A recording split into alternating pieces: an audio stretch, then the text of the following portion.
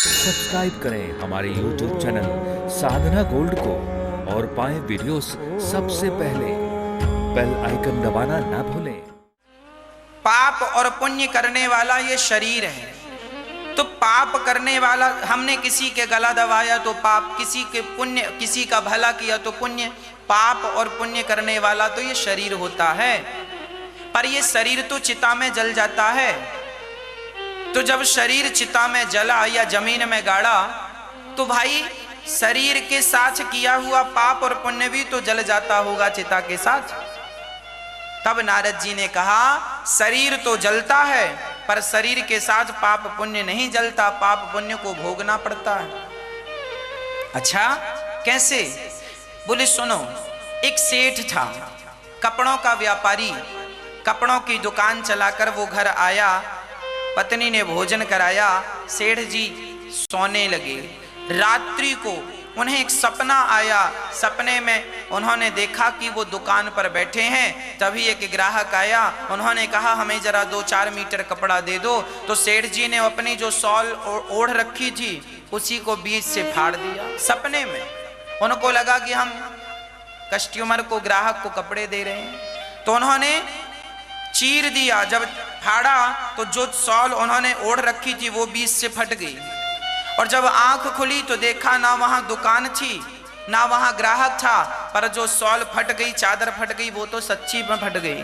उसी तरह ना ये संसार सत्य है, ध्यान से सुनना, ना ये संसार सत्य है, ना तो ये शरीर सत्य है, पर इस शरीर के द्वारा इस संसार में किया हुआ पाप और पुण्य सत्य है। जैसे सपना भी सत्य नहीं था, कस्टमर ग्राहक भी सत्य नहीं था, दुकान भी सत्य, पर जो चादर फट गई वो तो सत्य था। ना दुकान सत्य थी ना ग्राहक सत्य था, पर जो चादर फटी वो सत्य था। उसी तरह ये संसार भी झूठा है, शरीर भी झूठा है, संसार भी सत्य नहीं है, हम भी सत्य नहीं है, परंतु हमारे द्वारा किया गया पाप और पुण्य सत्य है, उसका दंड भोगना पड़ेगा। इसीलिए कहा करता हूं, जो भी पुण्य किया करो, पुण्य करते ही उस पुण्य का फल भगवान के चरणों में समर्पित कर दिया करो।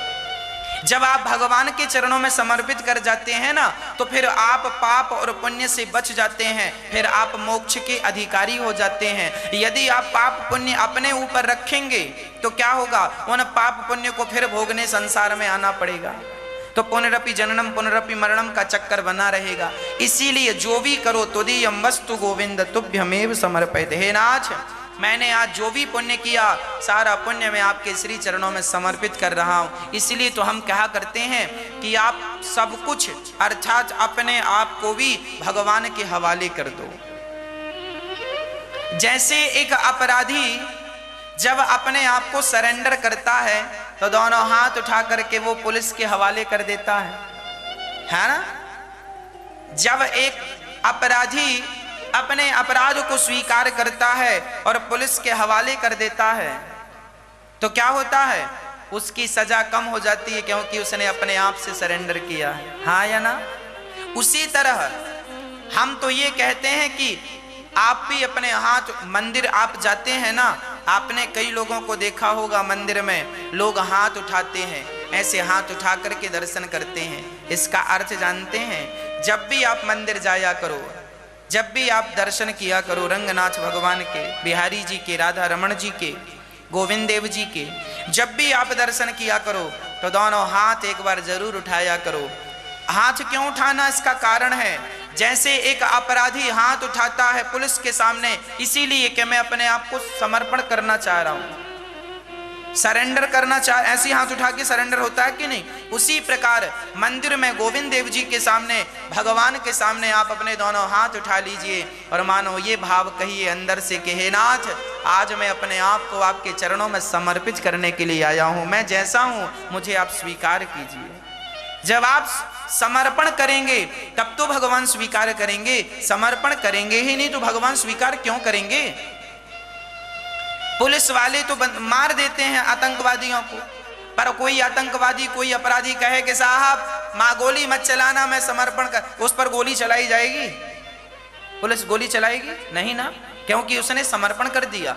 उसी तरह तुम कितने भी बड़े पापी हो, हम कितने भी बड़े पापी हैं, पर जब भगवान के चरणों में समर्पण कर देते हैं तो हमारे सारे पाप समाप्त हो जाते हैं। सन्मुख हाँहि जीव मोहि जबहि, जन्म कोटि अघना सहि तबहि। ये भगवान का वाक्य है रामचरितमानस में।